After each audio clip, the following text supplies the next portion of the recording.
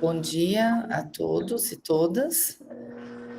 Bem-vindos à reunião clínica do Departamento de Ginecologia e Obstetrícia da Faculdade de Medicina da USP de Ribeirão Preto. E hoje a gente tem o prazer de contar com a professora Evelyn Traina, que é professora adjunta do Departamento de Obstetrícia da Escola Paulista de Medicina, Universidade Federal de São Paulo, com o tema Como Preparar Assistência Obstétrica para Emergências Sanitárias. Né, Evelyn, você é irmã de uma pessoa super querida aqui de todo mundo, que é a professora Fabiola da Imato. Acho que essa é uma credencial muito importante também. E hoje a reunião fica a cargo do setor de obstetrícia, né? Não sei se o professor Geraldo ou a Silvana querem fazer alguma introdução antes da gente passar a palavra para a Evelyn. Se a Silvana quiser, eu posso falar alguma coisa. Pode sim, professor, pode ir. Inicialmente, como a Carol já fez como chefe do departamento, nós queremos agradecer a sua prontidão, né, disponibilidade e disposição para nos ensinar sobre esse tema. Eu coordenei uma atividade no congresso da SOGESP e você deu essa aula, e eu achei assim, bastante adequado, tanto o tema, né, quanto ao seu desempenho, um assunto novo, a gente tem visto, eu inclusive tenho falado sobre esse tema, mas ver uma opinião diversa, uma opinião de um hospital e de uma profissional que também está junto conosco no centro, no epicentro de uma série de dificuldades que são essas emergências sanitárias. Nós, inclusive, participamos do grupo da Covid e alguns outros que decorreram depois da Covid. Então, você é a pessoa com todas as credenciais para nos ensinar. Eu acredito que nós vamos ter mais emergências aí para frente. Então, a semente que você está plantando, começou na SOGESP, aqui, com certeza, o seu grupo também já está bebendo dessa água, desse conhecimento, porque nós deveremos estar preparados para o futuro. Não vai parar por aí, né? E é justamente esse o objetivo da sua vinda aqui, para nos instruir, nos informar de como é a nossa atuação para enfrentar esses desafios. Então, é com essa expectativa que nós aguardamos a sua conversa, a sua fala. A palavra é sua. Muito obrigado, Evelyn. Então, gente, eu que agradeço, né? Bom dia oficialmente a todos, como já me apresentaram. Meu nome é Evelyn, eu sou professora aqui na Escola Paulista há 6 anos, eu estou aqui na escola há muitos anos, desde a faculdade, já tem mais de 30, mas há 6 anos eu assumi o cargo como docente. Quando eu assumi essa vaga de docente, ela foi deixada pelo professor Abes, que cuidava do ambulatório de infecções. Na época eu não cuidava das infecções, né? Eu ficava no aborto, de repetição, ficava no diabetes, e com quando ele saiu, eu assumi esse lugar e comecei a me empoderar desse setor, e hoje estou assim, eu acho que eu sou mais de infecção do que do resto, né? Logo que eu assumi a vaga, também fui até aí Ribeirão Preto para conhecer o ambulatório de vocês, fui super bem recebida pelo Geraldo, pela Silvana. Então tem sido um grande prazer e também um grande desafio trabalhar nesse grupo, né? Também, como já foi citado, a minha irmã está aí na USP tem 11 anos, né? Ela é hematologista. Eu sempre falo, não, se você olhar o Lattes pelo meu sobrenome, vai dar várias páginas da minha irmã, depois é que aparece o meu, mas acho que cada um dentro do seu lugar está fazendo o melhor que consegue, né? Eu confesso que quando eu recebi o convite para dar essa aula na SOGESP, eu falei, meu Deus, mas que desafio, o que eu vou colocar nessa aula? E aí depois eu fui olhar quem estava na mesa, aí eu fiquei mais preocupada ainda, porque estava o professor Geraldo, estava o professor Guilherme Secati, a Maria Laura. Eu falei, não, essa mesa está uma mesa super de peso, então que responsabilidade. Mas lógico que depois que a gente faz, né, e faz o raciocínio, vê o que existe, realmente eu achei bem legal o tema e as reflexões que trazem a aula, né? Porque Acho que é uma aula muito mais reflexiva do que instrutiva mesmo, tá?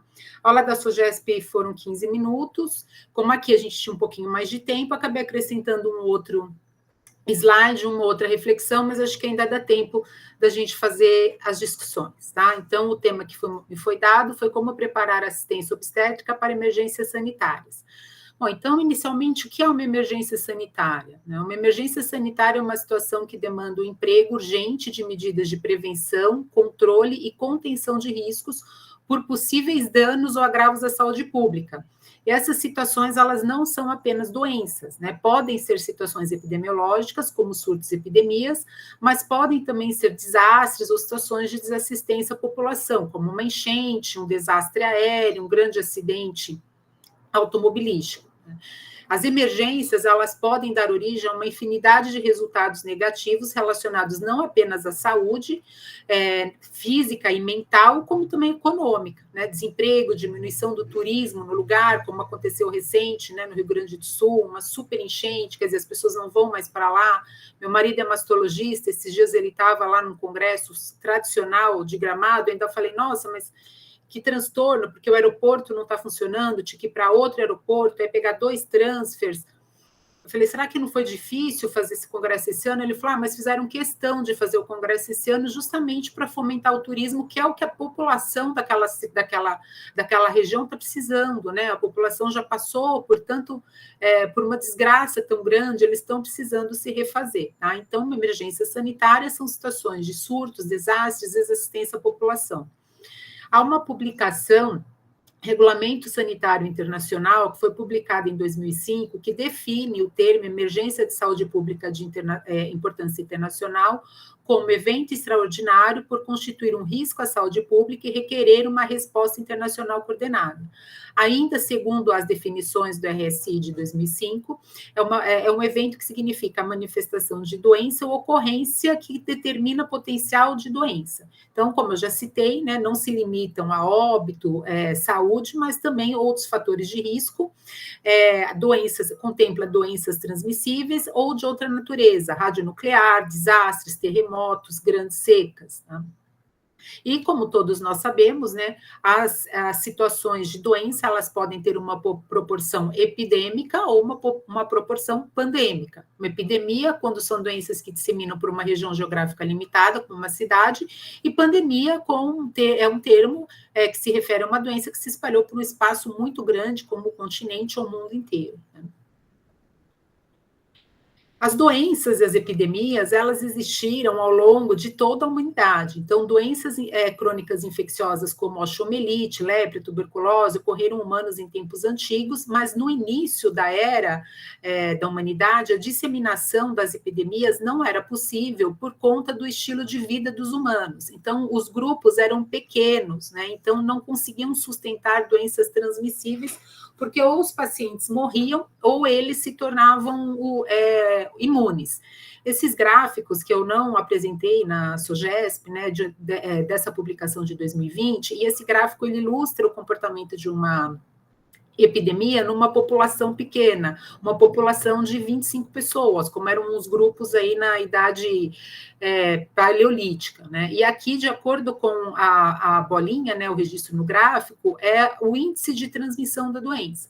Então, a primeira curva é quando a doença é muito infecciosa, então é um índice de transmissão de 0,64. Então, tem um monte de gente infectada e aí depois, rapidamente, ela desaparece. E aqui, o quadradinho é o índice de infecção menor, 0,02. Então, vai infectando devagar, mas ela vai desaparecer também, porque morre, passa pouco, é pouca gente, tá?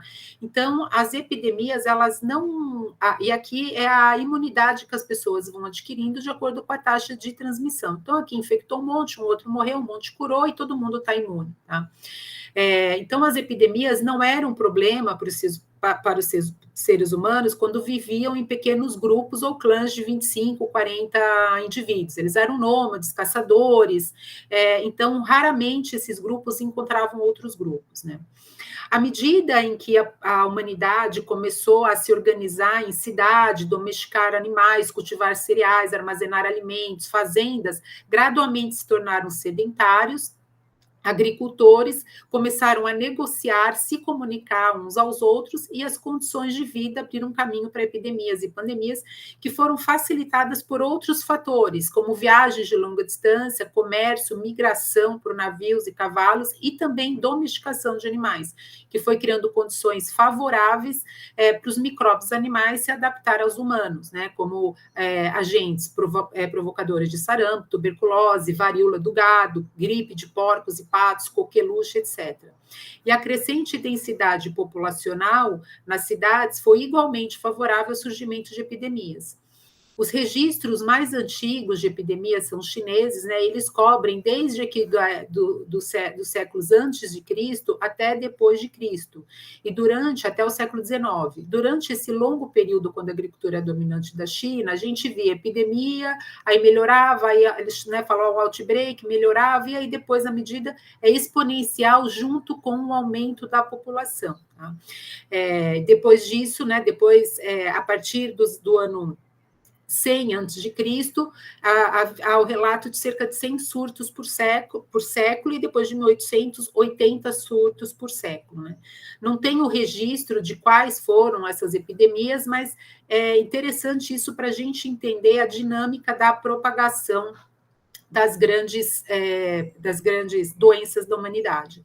E como nós sabemos e ouvimos e lemos, as grandes epidemias e pandemias marcaram a história da humanidade em todos os períodos, dizimaram diferentes povos, foram registradas ao longo da história, e também foram catalisadoras de transformações sociais, econômicas e políticas em alguns casos. Tá? Uma das maiores pandemias da história foi a pandemia da peste bubônica, que aconteceu na Idade Média, né? Foi conhecida como peste negra. Os relatos da época falam que a doença trouxe pânico, fez com que muitas pessoas fugissem das grandes cidades, quem podia, quem tinha posses, fugia das grandes cidades como forma de se proteger, e quem não podia ia morrendo. Né? Os médicos da época não tinham ideia do que causava a doença, mas eles perceberam que o isolamento era uma forma de evitar que a peste se propagasse ainda mais. Né? E uma coisa que eu li, né, estudando para fazer essa aula, foi a origem do termo isolamento, né, que vem de uma palavra grega, que eu acho que é isola, que significa ilha. Tá? O controle da praga ele melhorou quando os poderes centralizadores puderam legislar, né, e no século XVII determinar que as cidades deveriam ter uma casa com pacientes com peste, né, e um mestre que tinha responsabilidade pelo isolamento e tratamento desses pacientes. Uma outra grande pandemia mais recente, no começo do século XX, que atingiu todos os continentes e estima-se que causou a morte de 50 milhões de pessoas, foi a pandemia da gripe espanhola, causada por uma mutação do vírus influenza. Da mesma forma como eu já citei que as situações da população facilitaram a propagação da doença, a gripe espanhola surgiu no contexto da Primeira Guerra Mundial e aproveitou-se da situação do grande deslocamento de soldados e das aglomerações causadas pela guerra, e facilmente se disseminou pelo mundo. Né?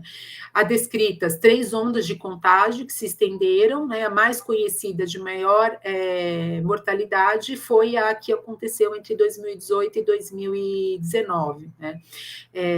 Enquanto na Europa a gripe se disseminava, quando ela chegou no Rio de Janeiro, da mesma forma como vimos mais recentemente, parece que politicamente também houve muita chacota, descrença em relação à existência mesmo da gripe espanhola, e muita questão política com o manejo da gripe, né, o manejo da situação de crise.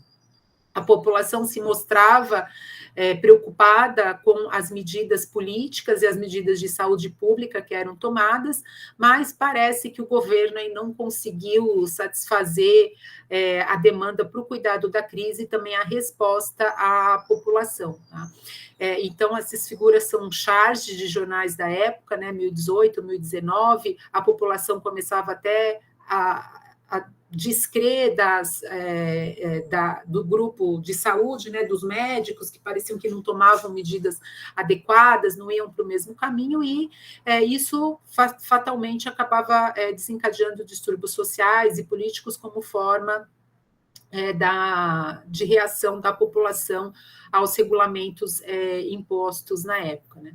Logicamente que isso provavelmente foi problema, mas também desencadeou uma nova forma de ver e acho que não deixou de levar, em algum momento, a uma evolução social, né? No cuidado e no manejo dessas crises, né? E, finalmente, no início da década de 90, acho que como muitos de nós lembramos e vivenciamos, começou também uma outra grande pandemia, que foram os primeiros relatos de uma das doenças mais assustadoras, que foi a AIDS, né? Os primeiros indícios que havia uma doença ameaçadora aconteceram em 1981, teve um relato numa publicação do CDC de 5 homens de Los Angeles que tinham recebido tratamento médico por uma pneumonia causada por pneumocistes, que era raro, ninguém via pneumociste carini. E depois, descrição de mais 26 homens com pneumocistose e cápose. Diferentemente de agora, que a gente viveu na Covid, que rapidamente foi isolado o agente etiológico, na época do surgimento da AIDS, demorou mais de um ano para que o agente fosse descoberto, né? Eu acho que estudar a história do HIV, eu acho que é uma das coisas mais encantadoras, né, da evolução da medicina, né? Quando o HIV estava bombando no mundo, eu estava na faculdade, eu lembro claramente a vivência que a gente tinha de ver jovens morrendo por HIV e a gente não podia fazer nada, e hoje é uma história totalmente diferente, né? Mas, até hoje, a pandemia não foi controlada. Esse gráfico é um gráfico do Boletim Epidemiológico de 2023, que mostra a taxa de detecção por 100 mil habitantes, segundo região e residência no Brasil, né? Então, a gente ainda tem uma taxa de detecção alta da doença. Então, apesar da gente ter conseguido mudar a história da pessoa que adquire a doença, a gente ainda luta contra o controle. E isso também porque a epidemiologia das infecções crônicas é diferente das infecções agudas, uma vez que a resposta imune não é curativa nem protetora. Pelo contrário, ela aumenta uma resposta inflamatória, contribui para a patologia da infecção, o indivíduo ele permanece infeccioso, principalmente se a gente não conseguir tomar as medidas de cuidado, de proteção, vacinação ou terapia, né? Não é apenas o HIV, que é um exemplo disso, mas outras doenças como tuberculose, hanseníase e a sífilis, tá? Eu trouxe aqui o gráfico da mesma publicação, onde eles mostram o comportamento de uma infecção crônica num grupo pequeno de doenças ali na idade paleolítica. E aqui é um gráfico que mostra a ocorrência de sífilis na Dinamarca, tá? Desde 1870. Então, sempre tinha, né? Então, aumentava, melhorava, mas nunca conseguia controlar, porque aquele doente continuava transmitindo a doença. E essa figura é uma figura que ilustrava o tratamento da sífilis, não tinha remédio, então o que passava era pomada de mercúrio, e até eu li que no começo do século XX, a sífilis terciária era a principal causa de doença neurológica, psiquiátrica e cardiovascular. Hoje a gente não vê mais isso, felizmente, mas todo dia a gente vê uma pessoa tratando por sífilis, tá? Bom, e a isso colocado, a probabilidade de que nós venhamos a enfrentar outras pandemias a curto ou médio prazo é muito alta, né? E a gente talvez tenha que estar preparado, eu não sei se a gente consegue estar preparado, mas, enfim, teoricamente, nós deveremos estar preparados para isso. Foi feito, inclusive, um alerta pelo professor Esper Callas, diretor do Instituto Butantan, na conferência da FAPESP de 2023, que tratou desse tema, vírus, pandemias e vacinas. E há uma lista publicada pela Organização Mundial da Saúde com 27 patógenos possíveis de causar pandemias a curto e médio prazo, né, com risco alto ou médio, e patógenos que devem ser observados pelas comunidades médicas e pelos cientistas, incluindo alguns que já são do nosso conhecimento, né, dengue, zika, chikungunya e monkeypox, né? Como já coloquei na antiguidade, hoje a gente também tem condições que favorecem o desenvolvimento das epidemias e de uma pandemia. Hoje a gente sabe que não demora muito para uma doença que não é controlada facilmente virar uma pandemia, né? Porque a migração, a troca dos povos, as viagens são absurdamente frequentes, então o vírus surge do outro lado do mundo e em 2 dias facilmente ele está aqui na América, né? Fora que ainda temos as situações das pessoas vivendo perto de animais domesticados, animais selvagens, e a alteração das condições climáticas que também podem favorecer a disseminação de algumas doenças, tá? E aí, o que a gente faz, né? Se a gente olhar na internet, tem lá alertas da OPAS, notícias sobre a febre europost, sobre o surto de monkeypox. O que a gente tem que pensar antes, que por mais que nós não estejamos absolutamente preparados, o que a gente teria que pensar onde nós estamos para amenizar ou para mitigar o impacto dessas possíveis emergências sanitárias, né? Bom, e aí, para entender melhor as funções, as etapas, as responsabilidades dos provedores de assistência, especialmente aqueles que fornecem as diretrizes, né, e que estão envolvidos não apenas com a prática, mas também com a liderança, a gente tem que rever um conceito que foi descrito há muito tempo, que é o conceito de ciclo de desastre, né, que ele fornece uma estrutura que é facilmente compreendida, aplicada a todas as situações de crise, que é do que acontece aí, do que a gente tem que articular para tomar as decisões, principalmente quando a tomada de decisão é multidisciplinar. Esse ciclo ele foi concebido pela primeira vez em 1932, já há quase um século, por um sociólogo, né?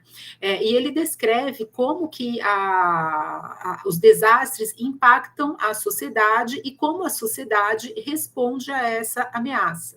Bom, então, inicialmente, existe uma fase de preparação, né, onde nós vamos elaborar estratégias, vamos pensar como a gente vai mitigar, entender que a gente vai passar por isso, como nós vamos construir essa resiliência. Inclusive, interessantemente, né, quando começou a pandemia da Covid em 2020, acho que foi 13 de março, eu estava aí em Ribeirão, no Sinha Junqueira, e acho que vocês devem lembrar, né, eu fui na quinta, eu acho, até minha irmã me ligou, falou, não, mas você vai vir, porque estava aquela coisa tão confusa, ninguém sabia exatamente o que era aquilo, será que as coisas estavam fechando por um motivo, será que não era? Falei, não, acho que vou, todo mundo vai. Aí eu dei aula na quinta, fiquei na sexta, quando foi no sábado, estava tendo uma revoada, todos os estandes fechando, parecia uma coisa assim, pré-guerra, né? E aí meu marido foi me buscar no aeroporto com as minhas filhas, e ele falou, meu Deus, eu estou vendo todo mundo de máscara, e então aquela situação, meu Deus, onde estamos, né? Pelo que vamos passar, né? Então, construir a resiliência da sociedade, de que realmente a gente vai precisar mudar alguma coisa para viver aquilo de uma forma menos danosa, né? Através de estratégias de redução de risco e construir competência. Quem que a gente vai precisar? O que a gente vai precisar? Bom, depois vem a fase de resposta, né? Então, mitigar a morbimortalidade, preparar respostas futuras, aliviar o problema. E aí a recuperação e reabilitação, que é reconstruir a sociedade, manejar a crise, ver ali o futuro, o que sobrou, e eu fico imaginando quanto ao longo da história da humanidade, as pessoas tiveram que superar essas fases num pós-guerra, numa pós-enchente que seja, ou numa doença a tempos antigos, onde muito pouco se podia fazer. Tá? E aí, cada hospital deve desenvolver uma série pré-concebida de protocolos e procedimentos operacionais, e nós, né, pensando nas gestantes, que no caso de uma pandemia, incidente com vítimas ou desastres, podem ser afetadas. Então caiu um avião aqui perto do meu hospital, será que vai vir alguma grávida? Será que tinha? Eu tenho que pensar em colocar um obstetra ali na sala de emergência para esperar uma possível gestante que pode chegar, tá? Logicamente, os documentos têm que ser adaptados às necessidades das doenças e atualizados constantemente, que também acho que é um grande desafio, né? Atualizados e disseminados, e eu vou escalonar o meu atendimento de acordo com o recurso que eu tiver. E aí eu tenho 3 categorias de escalonamento, né? Convencional, contingência e de crise. Bom, o documento, ele vai ter que incluir muitos tópicos, né? Então, eu preciso de uma equipe diversa, multidisciplinar, composta por médicos intensivistas, especialistas materno-fetal, enfermeiro, administrador, líder comunitário, pessoas especialistas em ética, autoridades, para criar esses processos e protocolos. Lógico que a gravidez impõe desafios adicionais, né? A gente tem pacientes jovens com inúmeras modificações da fisiologia e nós estamos cuidando de 2 pessoas, né? No mínimo, às vezes são 3, se for um gemelar, a mãe e o feto, né? Então, eu vou ter que estabelecer sistemas de cuidado para essas 2 pessoas, tá? E aí eu coloquei vários itens que devem ser lembrados, como comunicação, o que eu preciso de equipamento, como que eu vou seguir ambulatoriamente as pacientes que não podem ser deixadas de ser seguidas, como eu vou triar, treinar, como que muda o fluxo do hospital, o que eu faço com o berçário, com a amamentação, com o alojamento conjunto, preciso manter uma área de trabalho de parto, as pessoas vão continuar nascendo, né? E posso incorporar muitas coisas que não existiam, mas que hoje são factíveis para a gente, como uma alta rápida, telemedicina. E o que eu acho que a gente também eu penso que eu deveria ter pensado diferente no início, é a pesquisa e o segmento a longo prazo das pessoas que, de alguma forma, passaram por essa situação da catástrofe. Né? Então, como eu já citei, a organização do sistema, ela inclui 3 momentos, né, ou 3 situações, o atendimento convencional, onde eu tenho uma capacidade ainda adequada para o meu atendimento, para o atendimento dos meus pacientes, então está cada um aí alocado aonde realmente deveria estar, né? Eu tenho recurso, eu tenho disponibilidade de quarto, suprimento, equipe, eu posso até ter um processo alterado, mas eu estou dando conta de todo mundo, tá? Os pacientes estão sendo cuidados no ambiente usual de atendimento. Eu tenho o atendimento de contingência, onde eu já estou numa situação de surto, e aí os meus recursos já estão de alguma forma limitados, ou eu estou sentindo que o meu recurso vai estar limitado num futuro próximo. E aí isso pode exigir uma expansão para cenários alternativos. Então, eu vou transferir paciente para um lugar onde eu não transferiria, né? Eu vou usar uma unidade numa situação onde ela habitualmente não seria usada, mas eu ainda estou conseguindo cuidar dos pacientes da forma que eles precisam, né? E aí a última etapa é o atendimento de crise, onde eu não tenho recurso para atender todo mundo, é o estágio final, onde as necessidades dos pacientes excedem os recursos hospitalares e eu já tenho problemas com alocação e terapia das pessoas acometidas ou não pela crise, mas que precisam de um atendimento médico, né? Lógico que no atendimento de crise eu vou me deparar com dilemas éticos e decisões árduas, como, por exemplo, não ressuscitar universalmente, no caso de parada cardíaca, que eu acho que quem não viveu na pele viu, né, na situação da Covid, quem eu vou internar, né, isso precisa ser eticamente escalonado para evitar favorecimentos e desfavorecimentos pessoais. Tá? Nessa situação, eu preciso de comitês de alocação de triagem para orientar o clínico, o profissional de saúde, quem deve receber o tratamento e o suporte à vida, né? Bom, é provável que cada hospital vai ter que gerenciar o seu próprio fluxo de pacientes, mas deveria haver, né? O ideal é que houvesse a criação de um comitê regional de crise, que seria em um nível maior do que hospitalar, poderia ser um nível municipal ou que seja do bairro, não sei, dependendo do contexto, mas o comitê regional ele direcionaria recursos, equipes e pacientes e jogaria os pacientes ali para onde eu tenho mais recurso. Então, um hospital ou um serviço não consegue atender a crise exatamente, a pandemia ou desastre, mas ele vai manter o atendimento do trabalho de parto, porque não tem a UTI para a crise, mas consegue atender as parturientes, então as parturientes não acometidas vão para esse hospital, enquanto o hospital terciário vai receber as pessoas impactadas pela emergência, tá? Ao mesmo tempo, esse comitê estabeleceria os fluxos de atendimentos outros, né, eletivos, cirúrgicos, não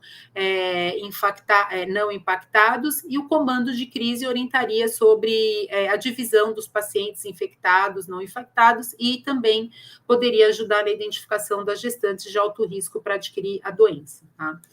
Bom, eu coloquei aí um checklist, né, que a gente tem que pensar, então, qual é o tipo de emergência sanitária, a gestante inclui grupo de risco. E aí, gente, eu acho que nós, né, acho que a gente precisa, não sei aí, mas a sensação que eu tenho é que precisa gritar mais. Parece que a obstetrícia é meio esquecida ali, quando começa todo mundo se mexer, ninguém chama o pessoal da obstetrícia para entrar no manejo de crise. A gente que tem que ir lá aparecer, falar, não, mas onde que eu ponho a minha grávida? O que eu faço com ela? Ó, eu vou precisar de um quarto a mais, porque eu vou ter paciente infectada. A gente tem que entrar no momento zero no manejo dessa crise, né? Outras coisas óbvias, né? Como é a forma de transmissão? É aerossol? É mosquito? É contato? Que tipo de isolamento eu preciso? Eu tenho equipe suficiente? E isso é uma informação importante, porque é a forma de eu solicitar para as autoridades que eu preciso de mais profissional. Como eu treino a minha equipe? Eu preciso adequar assistência ao parto, assistência ao recém-nascido? Que equipe que vai estar envolvida no atendimento? É um ortopedista, porque foi um desastre automobilístico de grandes proporções? Ou é um infectologista ou intensivista? Né? Como fica para quem não é atendido? Acho que muito o setor... a dermato, parou de atender eletivo, mas a gente não tem como parar de atender pré-natal, né? E um grande desafio também é como fica a sinalização e divulgação dos fluxos. Mudou, agora não usa mais tal coisa. Como que eu falo para todo mundo que isso mudou, né? E essa publicação já é da época da Covid, e eles citam aí uma série de problemas que afetam a sociedade em diferentes aspectos no contexto da pandemia, não só no contexto ali da assistência à doença, aspecto social, econômico, psicológico e físico, né? Então, os principais tópicos que eles abordaram foram o efeito do isolamento, o uso abusivo de antibióticos até se definir o tratamento correto, o problema que houve no segmento de doenças crônicas, como doença cardiovascular, renal, câncer, problemas de segmentos de doentes com alteração da saúde mental, né? E eles enfatizam que uma abordagem abrangente pelas autoridades ajudaria a superar essas questões desafiadoras, coordenando e ajudando a colaboração em diferentes instâncias, né? Também eles colocam que a pandemia da Covid foi um teste para as capacidades, para testar, né, as instituições de saúde. Ao mesmo tempo, eu sempre faço uma reflexão, eu falo, as situações de crise, seja qual for a crise, pode ser uma crise como a Covid, ou uma crise local ali, sei lá, numa escola do fundamental.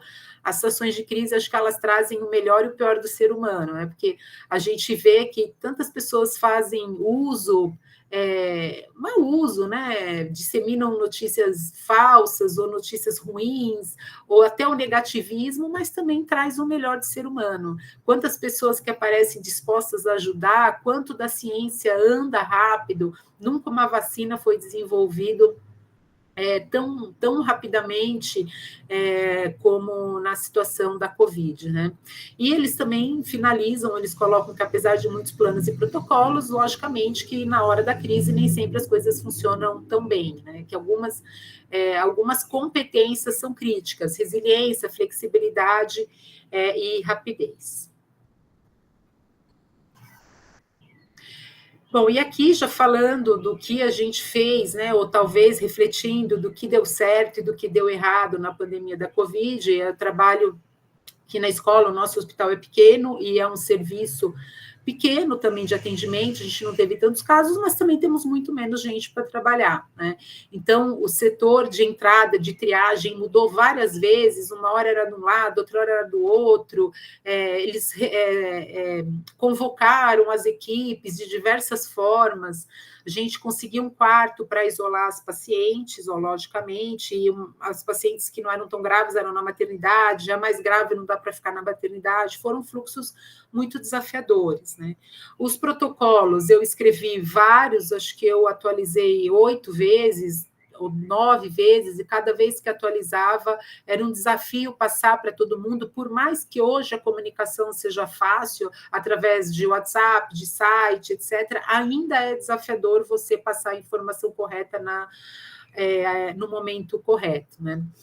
Fornecer educação eficaz para os profissionais de saúde também é um fator importante e desafiador, né? A gente precisa capacitar a equipe a adotar uma abordagem segura, não apenas para o paciente, mas para si mesmo, para garantir a confiança da equipe que está atendendo e até assim, a moral da equipe que está atendendo, né?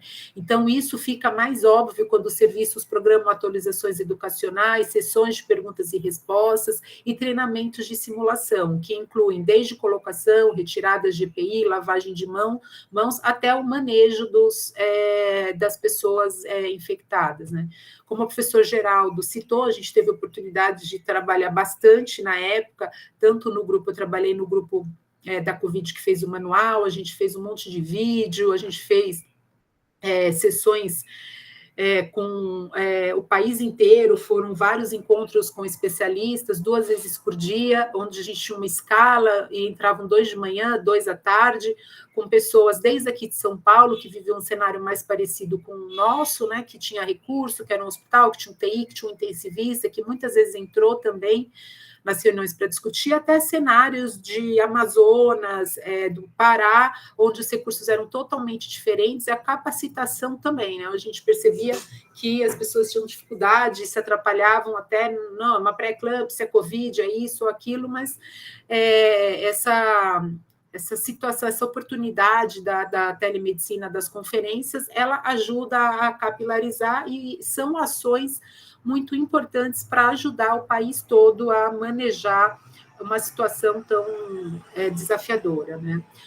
Uma coisa que eu até consegui, mas eu acho que é muito importante a gente lembrar rápido, é compilar os dados que a gente teve, né? Para depois a gente saber quantas mulheres eu atendi numa pandemia, por exemplo, da Covid, ou sei lá, se começar a monkeypox ou oropox.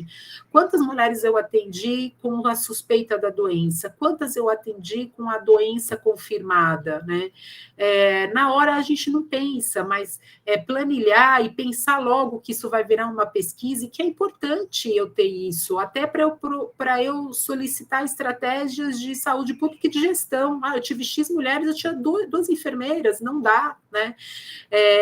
Eu preciso, para solicitar mudança aí da abordagem da saúde pública, e até pensar no desfecho a longo prazo. Bom, tá bom, a pandemia acabou, já tem um tempo, a gente está com a nossa vida normal. E como que estão essas mulheres que deram à luz na pandemia? As que tiveram Covid? Será que tem alguma diferença? Será que não tem? Então, a compilação dos dados, eu acho que é uma coisa que a gente tem que pensar rápido. Eu participei também de um estudo multicêntrico, de um grupo, né, que foi coordenado pela Unicamp, na pessoa do professor Guilherme Secati, que foi o REBRACO, até esqueci a sigla, mas o Grupo Brasileiro de Covid, e aí tinham várias instituições aqui, muitas de Campinas, São Paulo, Litoral, algumas do Nordeste. O REBRACO teve 2 grandes braços, o primeiro braço foi justamente para a inclusão das pacientes sintomáticas, e eles tiveram essa rapidez de pensar no potencial de pesquisa e publicar a resposta de cada região ao manejo da crise. Então, aqui a resposta de cada centro, quanto demorou da crise até o primeiro caso, e quanto tinha de profissional, e depois teve um outro braço, que foi um braço financiado, que incluiu uma outra pesquisa, mas o que foi importante para gerar esse conhecimento foi a articulação do grupo, né? A gente fazia também reuniões toda semana, e a articulação do grupo com o líder lá, que ia manejando o que a gente tem que fazer, o que a gente tem que anotar, como está aí, como está aqui, o que a gente vai levar disso, tá? Essa publicação já da época da Covid, né? Eles refletem sobre estratégias para resposta à crise, né? E eles colocam que o gerenciamento bem-sucedido depende do que eu já citei: estratégia, prevenção, vigilância, intervenção oportuna. Eles citam que intervenções farmacológicas no início são limitadas, e nesse momento intervenções não farmacológicas elas podem ser muito eficazes na redução dos resultados graves, né? As intervenções elas podem reduzir o impacto da pandemia se forem implementadas de uma forma eficiente e eficaz, com direcionamento do recurso e priorização apropriados, e o potencial impacto de longo prazo na saúde das epidemias destaca a importância de desenvolver essas estratégias. E aqui é uma publicação do EICOG, né, sobre a preparação da assistência obstétrica nos desastres. Essa publicação é de 2017, então bem antes da Covid, acho que eles não estavam nem pensando, mas já existia essas orientações de estabelecer um subcomitê de crise numa maternidade com a presença de diferentes especialistas, né, familiaridade dos médicos e outros prestadores da saúde, dos níveis de cuidado do EICOG, da Sociedade de Medicina Materno-Fetal, estabelecer estratégias específicas de transporte de pacientes obstétricas, manter a equipe obstétrica preparada, estratégias de comunicação como telemedicina, isso está nessa publicação de 2017, assegurar um local seguro para assistência ao parto e trabalho de parto. Felizmente para nós, as pessoas continuam a nascer, né, o que pode ser desafiador, mas também encantador, né, porque a gente pensa, não, a humanidade vai passar por isso e vai sobreviver e de alguma forma vai melhorar, garantir o transporte conjunto da mãe e do recém-nascido e preparar a assistência para funcionar numa situação de carência de recursos, tá? Como alta precoce, fazer um contato telefônico, triagem por telefone ou telemedicina.